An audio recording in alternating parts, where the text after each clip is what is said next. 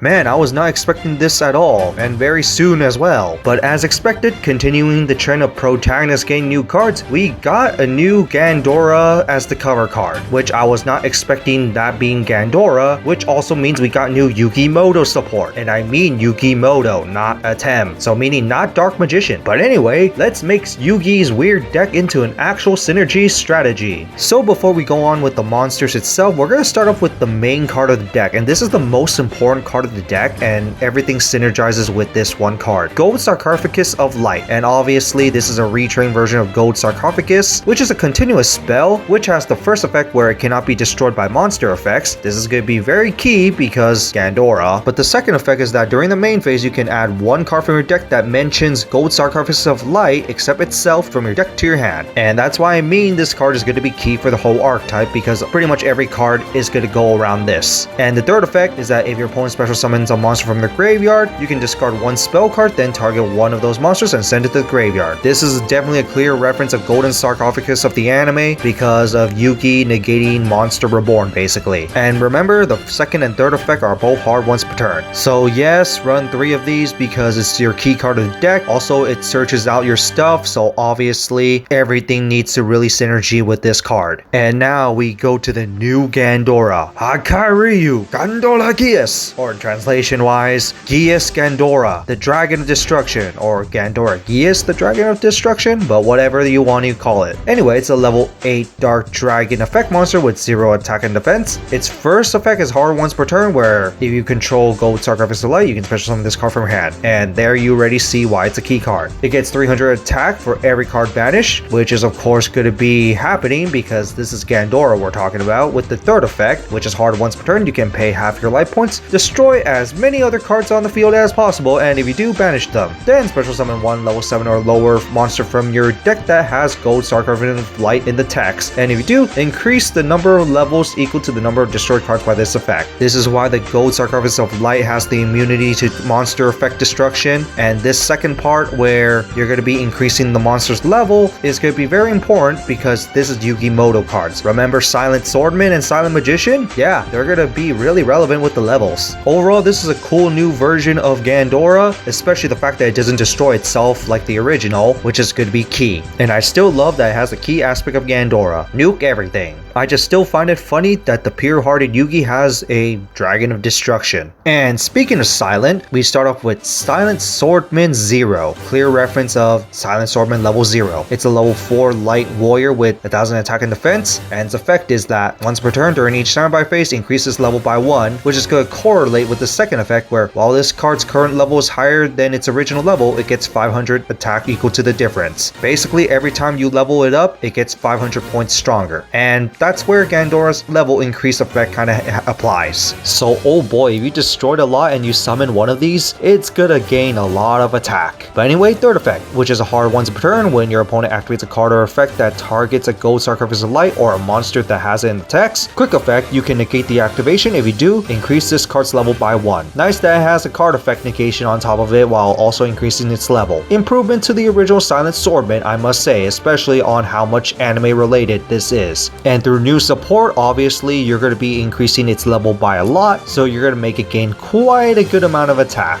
And because we have Swordman, we go to Silent Magician 0, which is a level 4 light spellcaster with 1000 attack and defense. And this first effect, of course, just like the original, if your opponent draws a card, increases level by 1 for every card drawn. And of course, same second effect, while this card's level is higher than its original, gains 500 equal to the difference. So of course, as it levels up, it gets stronger, which the third effect is a hard once per turn when your opponent activates a spell or effect and you control a Gold Sarcophagus of Light. Quick effect, you can negate the activation. If you do, increases level by 1. Overall, nice. Not as great as Swordman, because Swordman you kind of have more control over it. Although, because your opponent is drawing cards and nowadays your opponent will be drawing a lot of cards and maybe searching a lot, this can actually make it where your opponent needs to think about it a bit before drawing a lot. In many ways, I do prefer Swordman, but this is not too bad to run either. Next, if you guys remember Yugi's Gadget trio, we got Tri-Colored Gadget, which is a level 4 Earth Machine with 1300 attack, 1100 defense. Both effects are hard once per turn, where if this card is no more special summon, you can add one Gold Sarcophagus of Light or one spell that mentions it from your deck to your hand, which is of course going to be a 3-up because this is searches out more consistency, and that's why why you're going to be running this because of that. But anyway, the second effect is that this card is destroyed by battle card effect. You can set one Stronghold the Hidden Fortress directly from your deck. Yep, I remember Stronghold when Yugi was using it, and it was basically with the gadgets. Funny how this card has nothing related to the gadget and just to Yugi's deck itself. Regardless, you must run this.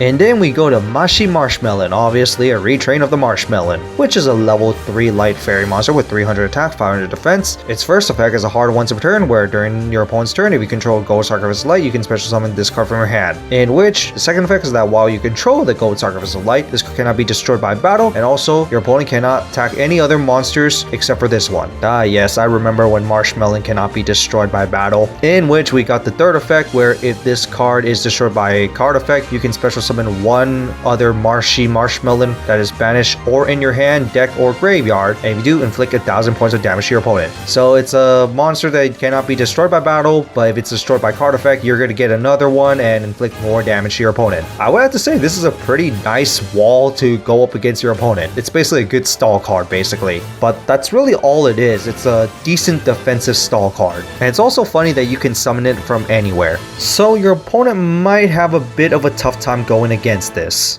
Alright, to the spells, not the main spell, but we got Silent of Time turns silent. It's a quick play and you can only activate one of these per turn. The first effect is that you can target one face-up monster you control, increases level by 3. And if you activate this card in response to your opponent's monster effect activation while you control the Gold Sarcophagus of Light, and a monster mentions it, negate that effect. Like I said, there's going to be support for the silent monsters, so increasing their levels will increase their strength. But the second effect is that if a monster that mentions Gold Sarcophagus Light battles, during damage calculation, you can banish this card from the graveyard to end the battle phase, which is of course also pretty nice. It's a permanent increase of the level, but also, just in case, you can basically end a battle phase, which can save you for another turn. And this is searchable too, so keep that one in mind. Next we got Nakama no Kizuna, which translates to either ties of fellowship or bonds of whatever you want to call it, but it's basically something with bonds of friendship. Anyway, it's a normal spell and you can only activate one of these per turn. If you control a Gold Sarcophagus of Light and a monster mentions it, you cannot special summon monsters from your extra deck for the rest of the turn after this effect resolves. Also, you can special summon up to 2 level 4 or lower with different names from your hand or deck that mentions Gold Sarcophagus of Light. Not like you're really going to summon something from the extra deck through this deck anyway, but it is nice that you can bring out your pieces. And also because you kind of want to keep those silent monsters, because that's basically what this card is made for.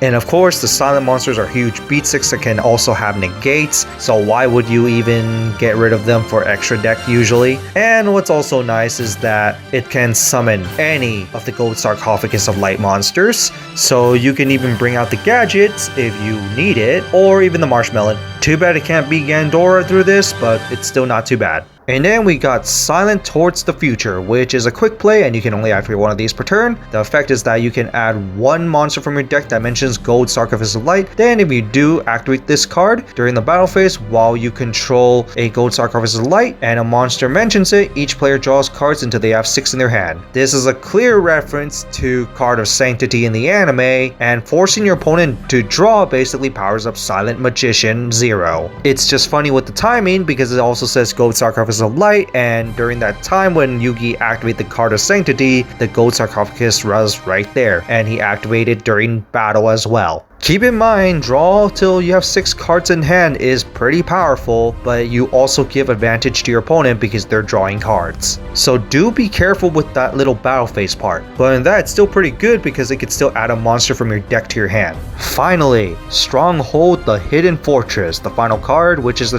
continuous trap. You special summon this card as an effect monster that is a machine earth level 4 with 0 attack and 2000 defense with this effect. Of course, it's still treated as a trap, and the effect is that it gains 1000 attack for every card you control that is Gold Sarcophagus of Light or a card that mentions it, and that includes itself because this card mentions Gold Sarcophagus of Light and it didn't say other cards. Keep that one in mind. But the second effect is that once per turn, when your opponent's monster declares an attack while you control a Gold Sarcophagus of Light, you can destroy that monster. Very likely you're going to control the Gold Sarcophagus of Light, so with this card along with the Gold Sarcophagus of Light, it will be at least 2000 attack.